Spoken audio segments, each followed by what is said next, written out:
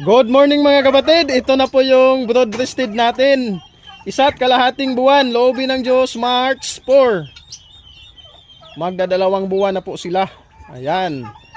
Pagkarating nila ng March 4, titimbangin natin sila lahat. Ayan, kukunan natin ito ng dita kasi nung nanggaling ito kay Sir Walter, tinimbang niya ito doon sa kanila.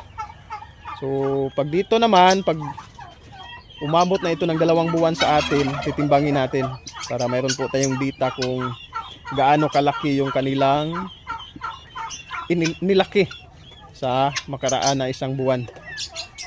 Ayan po yung update sa ating 7 broad-breasted.